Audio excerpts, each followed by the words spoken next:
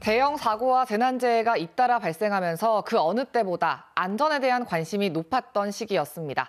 오늘 이슈대담에서는 올 한 해 안전사고를 되돌아보고 제도적으로 보완할 점은 없는지 알아보겠습니다. 한국재난안전기술원 이사장 맡고 있는 송창영 광주대학교 교수와 함께합니다. 어서 오십시오. 네. 네, 침수나 붕괴, 산업단지 폭발까지 인재로 꼽히는 사건, 사고가 참 많았던 한 해였습니다. 올 한 해 안전사고 총평해 주신다면요. 그야말로 위험사회죠. 그러니까 우리 사회가 자연재난이나 사회재난이 굉장히 잘 아시다시피 많았잖아요. 광주 현대 아이파크, 화정동 아이파크 붕괴부터 시작해서 태풍 흰남노, 그렇죠? 그리고 지금도 진행형이지만 가뭄, 그리고 얼마 전에 이태원 참사까지 끊임없이 우리가 지금 자연재난과 사회재난에 노출되어 있는 거죠. 저는 이러한 위험사회, 또 언제 어디서 우리가 사고를 당할 수밖에 없는 이러한 폭탄 돌리기 사회를 안전한 사회로 하려면 어떤 노란색 민방위복을 입고 있는 일부 공직자에 의해서 이루어지는 것이 아니라 우리 남녀노소, 민관, 군경, 사회 전체 구성원이 노력해야 된다고 저는 생각합니다. 네, 올해 일어났던 안전사고 중에 가장 큰 사고를 하나 꼽으라면 앞서 얘기해 주신 화정 아이파크 붕괴 사고를 얘기 안 할 수가 없습니다. 당시 사고 원인으로 결국 부실 시공이 지목이 됐습니다. 전문가로서 어떻게 보십니까? 지금 수없이 제가 방송에도 얘기했지만 지금 현재 건설 생태계를 우리가 면밀하게 좀 봐야 될 것 같습니다.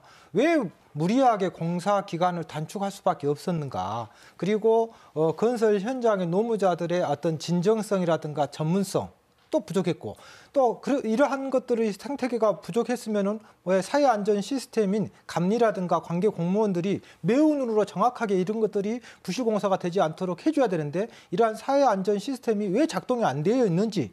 그리고 지금 실제로 건설 현장에서 가장 큰 문제가 외국인 근로자 문제가 사실은 지금 현실이거든요. 네. 특히 일부 공정 같은 경우는 거의 90% 넘는 그 근로자가 다 외국인입니다. 그러면 현행 법과 매뉴얼에 이런 외국인들을 어떻게 구성원으로 해서 관련 커뮤니케이션이라든가 전문성을 고도화할 것인가, 이런 것들이 좀 충분히 고민이 됐어야 되는데 이런 것들이 잘 안 되고 있었던 것이 이번 참사를 불러일으켰고요. 저는 방송에서 꼭 드리고 싶은 게 네. 이번 현대 화정동 아이파크의 참사는 지금 종결이 아니라 저는 진행형이라고 봅니다. 왜냐하면 앞으로 이제 안전하게 해체도 해야 되고 재시공도 해야 되고, 또 재시공하는 과정에서 끊임없이 민원이 생길 수도 있고 또 다른 어떤 위험 사고가 생길 수도 있기 때문에 중앙정부와 지방자치단체가 적극적으로 개입을 해줘야 된다고 저는 생각합니다. 네, 화정 아이파크 붕괴 사고가 더 충격적이었고 더 안타까웠던 게 당시 학동 철거 건물 붕괴 사고가 일어난 지 얼마 안 되고 나서 일어난 참사여서인데 네. 사고 이후에 제재나 행정 처분은 좀 적절했다고 보십니까? 일단은 지금 현 제도가 좀 문제가 있는 게 뭐냐면 참사 붕괴 사고는 광주광역시에서 생겼는데 징계는 해당 건설사가 있는 서울시에서 주게 되어 있고, 또 주무부처인 국토교통부는 징계를 요구하는 정도밖에 할 수 없는 이 상황이지 않습니까? 추후에 이런 것들은 조금 제도를 뭔가 개선을 해야 될 것 같고요. 좀 다행인 것은 현재 어찌됐건 중앙정부나 지자체, 서구청에서 노력을 해가지고 서구청장님이 아마 국토부 장관님 쫓아가가지고 많이 노력하신 것 같은데, 그래서 지금 건설사와 입주 예정자들이 원만하게, 물론 좀 다소 아쉬운 점은 없지 않아 있겠지만 어느 정도 민원이 해결되어서 지금 진행되고 있다는 것은 굉장히 고무적으로 보고 있습니다.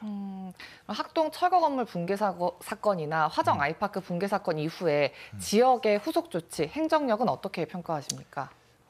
일단 첫 번째는 우리가 소일고 외양간을 확실히 고쳐줘야 되는데, 당시에 화정동 붕괴 이후에 국토부나 고용노동부나 광주광역시의 커뮤니케이션이라든가 법과 매뉴얼의 재난 행정을 제대로 해줘야 되는데 사실 우왕좌왕했고 또 핑퐁 게임을 많이 했습니다.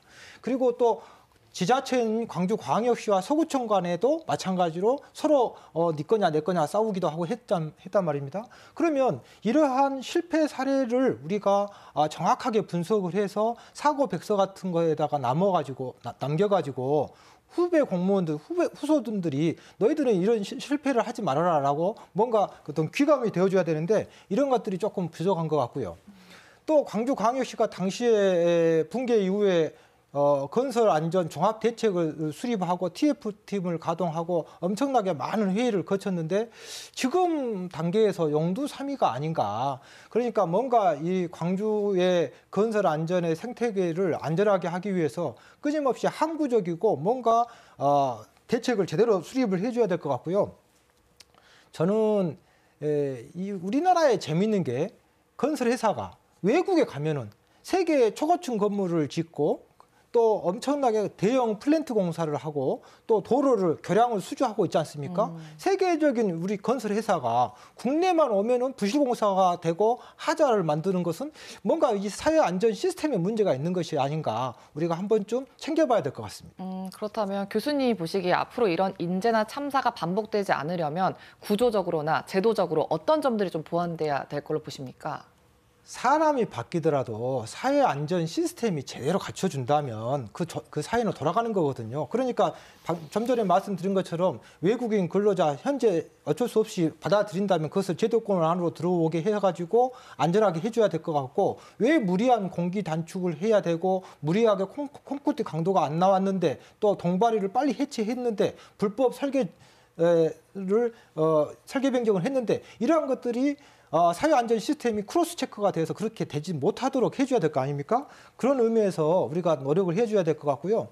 가장 근본적인 문제는 우리 사회가 황금 만능주의. 그러니까 너무 돈 위주로 그리고 경제 논리로만 갈 것이 아니라 생명의 소중함 그리고 안전의 소중함 이런 것들이 사회 구성원이 뭔가 제도 변화가 있어줘야 될 것 같아요. 네, 내년에는 안전사고가 일어나지 않기를 바라보겠습니다. 오늘 이야기 여기까지 듣겠습니다. 네. 고맙습니다. 네.